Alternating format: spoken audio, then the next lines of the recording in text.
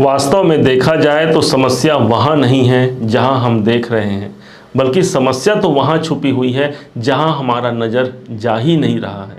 और आज हम इसी बात को समझने वाले हैं कि भाई समस्या कहाँ है, किस कारण से हमें प्रॉब्लम हमारे जीवन पे परेशानी बनी हुई है और कैसे उन परेशानियों से हम मुक्ति पा सकते हैं। आज का वीडियो सिर्फ और सिर्फ उसी बात पर आधारित है। हमने इस वीडियो को 5 पॉइंट दिया है, साथ ही साथ एक महा उपाय निकाले हैं जिसके माध्यम से आप अपने जीवन को हमेशा के लिए एक सफलता और श्रेष्ठता की ओर अग्रसित करा पाते हैं। सबसे प्रथम जो पॉइंट होगा वो होगा सभी ग्रहों का गोचरीय प्रभाव आपके जीवन पर मिलता है। परेशानियों का कारण आज हम समझ रहे हैं, फिर हम समझेंगे उपाय को। तो पहला हमने समझा कि सभी ग्रहों का प्रभाव पड़ता है। शनि देवता को देखिए, जो आपके 12वें घर पर बैठकर एक तरफ तो 7.5 का संचार कर दिए, लेकिन दूसरी तरफ से आपका हाथ थामे हुए हैं देवगुरु बृहस्पति, जो आपके धन भाव पर, आपके कुटुंब भाव पर उपस्थित हैं।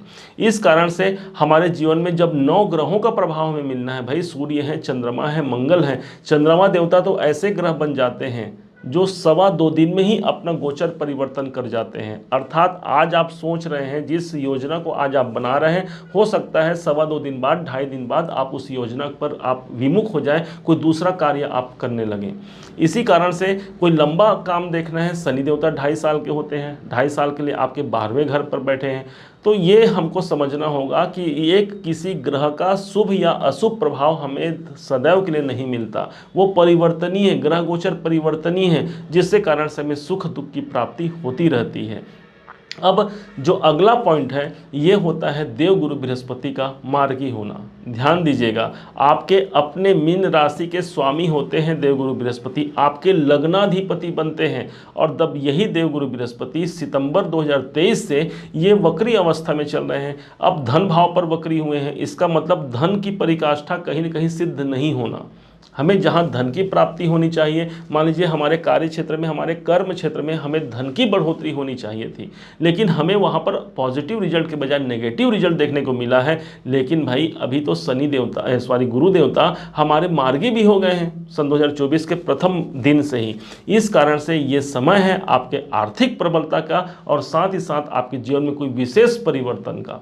यही नहीं, देवगुरु बृहस्पति जो आपके 10वें बनते हैं, मतलब काम धंधे से भी इस समय पर हमको पैसा प्राप्त हो पाएगा, धन की वृद्धि हो पाएगी, कोई नया नेम फेम भी हम प्राप्त कर सकते हैं। लेकिन आपको ये ध्यान रखना होगा कि अकेले देवगुरु बृहस्पति ही आपको सब कुछ नहीं देंगे। भाई 9 ग्रह हैं, 9 सदस्य हैं सौर मंडल में, और सभी ग्रहों के द्वारा हमें सुख और दुख की प्राप्ति होती है। इस कारण से हमें कभी न्यूनता और कभी अधिकता हमारे जीवन में देखने को मिलती है। इसके बाद हम जो रत्न धारण करते हैं ये हमारे लिए सदैव अनुकूल नहीं होता। हमारे जीवन में हम आप देखे होंगे कि मीन राशि के लिए बात हो रही है, तो भाई आप पहन लीजिए पुखराज, पीला पुखराज पहन लीजिए, आपकी समस्या दूर हो जाएंगी। लेकिन आप ये तो समझिए, यदि आपके जन्म कुंडली में देवगुरु बृहस्पति की स्थिति अच्छी नहीं है, मान लीजिए वो 6, 8, 12 में है, या अस्त अवस्था में या नीच अवस्था में है, तो कैसे आपको वो ग्रह पीला पुखराज आपको सफलता देगा? आप स्वतः विचार कीजिए। ग्रह जिस भाव पर स्थित होते हैं उनका डिग्री कितना है, ये सब कुछ देख करके आपको एक रत्न का निर्धारण करना चाहिए। और ये कारण हो सकता है हमारे परेशानियों का। साथ ही साथ हमारे घर के वास्तु, एक तरफ तो जन्म कुंडली आपकी ये जो गोचर कुंडली है इसमें सकारात्मकता आपको बताई जा रही है, लेकिन दूसरी तरफ से यदि घर में कोई वास्तु दोष है तो हमारे उस सकारात्मकता में कमी आ जाएगी, और ये भी एक कारण होता है हमारे जीवन में हमारी परेशानी का। तीसरा जो सबसे महत्वपूर्ण होता है शनिदेव।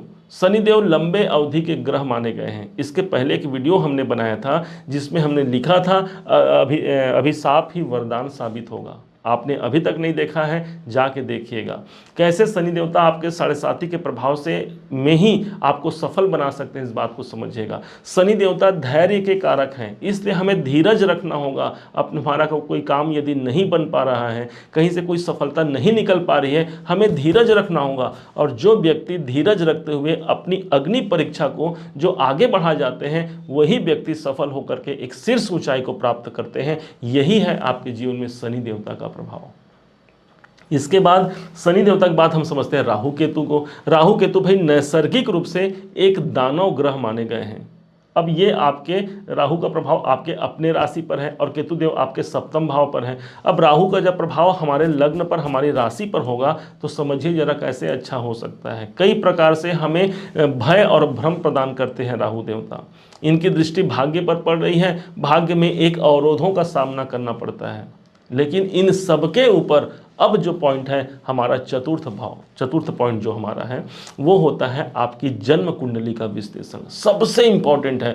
आपको जितने भी यूट्यूबर जो हैं, मतलब हम ज्योतिषी हैं, हमारे जैसे हजारों ज्योतिषी यूट्यूब में हैं, सब के सब आपको कितना भी बता दें आपके ग्रह गोचर का ये प्रतिफल होगा, ऐसा होगा, वैसा होगा, लेकिन जब तक आपके बर्थ चार्ट में ग्रहों की स्थिति अनुकूल नहीं होगी, यहाँ आपको 50 to 60% ही रिजल्ट मिलेगा। या वहाँ पर ग्रहों की स्थिति यदि खराब बनी हुई है तो वो रिजल्ट और कम होने की संभावना बढ़ जाती है। लेकिन यदि बर्थ चार्ट में आपके जन्म कुंडली में ग्रहों की स्थिति यदि मजबूत है, जिस ग्रह की बात हो रही है वो ग्रह यदि मजबूत है, तो यकीन मानिए ये 60% से सीधा 99% तक आपके जीवन को ले जा सकता है। किसी जानकार ज्योतिषी से जो अपना अनुभव रखता होगा, ऐसे ज्योतिषी से अपनी कुंडली का विश्लेषण जरूर कराइए, ताकि वो अनुभवी व्यक्ति ये जान पाए कि आपके बर्थ चार्ट में और इन गोचर कुंडली में क्या फ़र्क है। आप ये समझिए आपके पास दो फोटो है, एक फोटो आपके जन्म का है, एक फोटो आपके आज का है। तो जो जन्म का फोटो होता है वही आपकी जन्म कुंडली है, और आज की फोटो कौन है, जैसा आप अभी दिख रहे हैं ये आपका गोचर कुंडली। तो इन दोनों को मिलान करके एक सही निर्धारण लिया जा सकता है कि भाई दशा काहे की चल रही है, कौन सी महादशा, कौन सी अंतरदशा, कौन सी प्रत्यांतर दशा, और कैसे उस दशा से बाहर निकला जा सके, ये आपको निकलेगा आपकी जन्म पत्रिका से। तो इस पर आप काम कीजिए। हम ये नहीं कहेंगे कि आप हमसे कुंडली विश्लेषण कराइए, हमको तो ये भी अब आप समझिएगा कि हम यूट्यूब में कहीं पर भी अपने नंबर को हम प्रदर्शित नहीं करते। इसका मुख्य कारण ये है, हम नहीं चाहते कि आपसे कोई धन की हम प्राप्ति कराएं। हम तो बल्कि हमेशा, जब से हमारा कोई भी आप वीडियो निकाल करके देख लीजिए, हम यही चाहते हैं कि आप कैसे लाभ ले सकते हैं अपने ग्रहों के माध्यम से। हमेशा एक सकारात्मक प्रभाव आपके जीवन पे छोड़ते हैं हम, ताकि आप इन ग्रहों को समझिए। शनि देवता क्या है, धैर्य है, तो धैर्य रखिए, आपका कार्य बनेगा। और निश्चय मानिए जो धैर्य रखता है उसका कार्य बनता है। गुरु देवता आपके धन भाव पर है, भाग्य की वृद्धि होनी ही होनी है। तो ये एक प्रभाव होता है जिससे आप जान करके अपने परेशानियों का अंत करा सकते हैं। पांचवा जो इम्पोर्टेंट टॉपिक है वो होता है विश्वासम फलदायकम। हमें विश्वास की कमी हो जाती है। क्यों भी विश्वास की कमी हो भी क्यों ना भाई, हम निरंतर कोई जाप, पूजा पाठ, धर्म कर्म, आराधना कर रहे हैं, लेकिन उसके बाद भी हमें यदि कोई सकारात्मक परिवर्तन नहीं दिखेगा तो हमारी विश्वास यहाँ पर डामाडोल हो जाती है, और यहीं पर हम कमी कर जाते हैं। हमें एक निरंतरता रखनी होगी, अपने इष्ट के प्रति जो हमारी आस्था है उसको प्रबल रखनी होगी। निश्चय मानिए वो सारे संसार की सुनते हैं, आपकी भला कैसे नहीं सुनेंगे। इस कारण से अपने विश्वास को आप अडिग रखिए। एक दिन आप यदि पूजा पाठ छोड़ते हैं तो पिछले 21 दिनों का प्रतिफल आप नष्ट कर देते हैं।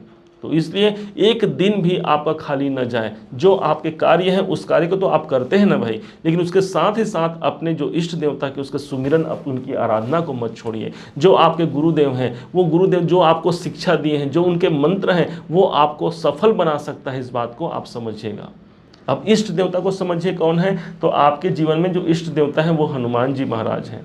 क्योंकि यहाँ पर 8 नंबर की राशि है, मंगल इसके स्वामित्व के ग्रह बनते हैं, इसलिए हनुमान चालीसा, सुंदरकांड, बजरंग बाण सदैव आपके भाग्योन्नति में आपको सहायता प्रदान करेगा। अब उस महा उपाय को समझ लेते हैं जो आपको हमेशा के लिए आप कर सकते हैं अपने जीवन को श्रेष्ठ बनाने के लिए। क्योंकि हमने देखा था कि आपके जो धनेश जो बनते हैं वो होते हैं मंगल देव। तो अब इस कलयुग में हमको धन की प्रबलता चाहिए, क्योंकि माना गया है जो गुणवंता होगा और धनवंता होगा, दो ही लोग इस कलयुग में पूजनीय होंगे।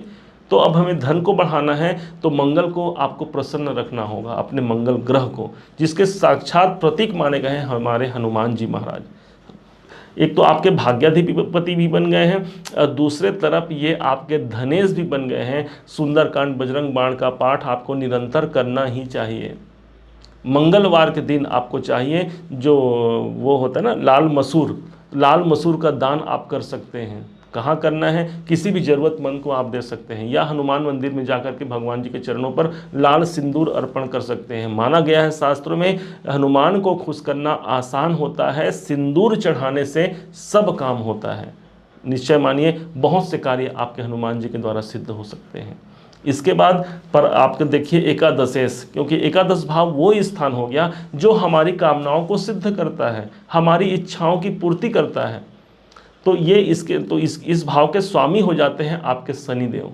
तो इसलिए शनि देवता जहाँ पर भी रोड निर्माण हो रहा है, जहाँ पर लंबे दूरी का जहाँ पर रोड निर्माण हो रहा है, वहाँ पर जाइए, कुछ श्रम दान देते बनता तो श्रम दान दीजिए, अन्यथा जो वहाँ पर वर्कर जो काम कर रहे हैं उनको कुछ गिफ्ट दीजिए, कुछ उनको वस्त्र है, भोजन है, कुछ भी आप वहाँ प्रदान करते हैं, साक्षात शनि देवता को आपने दे दिया, आप ऐसा समझिए, और वहाँ से काम बन सकता है। ध्यान रखिएगा, किसी ज्योतिषी के पास जादू की छड़ी नहीं होती और न ही हमारे पास होती है। हम भाई अपने कर्मों से बंधे हुए हैं, अन्यथा क्या होता, हमको तो भाई सब ग्रह नक्षत्र पता है, हमारे जीवन में कोई तकलीफ आती ही नहीं, लेकिन हम परेशान होते ही नहीं, लेकिन उसके बाद भी हमारे जीवन में भी परेशानी बनी होती है। और हम अपने ग्रहों को अनुकूल बना करके अपने इष्ट के प्रति अपनी आराधना को पूर्ण करते हुए हम अपने जीवन में भी उन बाधाओं से बाहर निकलने का अथक प्रयास करते हैं, और शायद इसी कारण से एक न एक दिन हम सफल होते हैं अपने जीवन में, अपने श्रेष्ठ ऊंचाई को प्राप्त भी कर पाते हैं। उम्मीद है आप सबने इसे समझा है, आप सबने इसे जाना है। यदि आपने इसे समझा है, जाना है, मेरे समझाने का प्रयास यदि आपको सार्थक लगा हो, मेरे समझाने का तरीका यदि आपको सार्थक लगा हो, तो हर बार की भांति इस बार भी अपना प्यार भरा लाइक और कमेंट करना कभी मत भूलिएगा। और हाँ, यदि अभी तक आपने चैनल को सब्सक्राइब नहीं किया है, सब्सक्राइब भी कीजिएगा। पुनः एक बार फिर आप सभी का दिवस बहुत मंगलमय हो, इन्हीं शुभकामनाओं के साथ। जय श्री राम।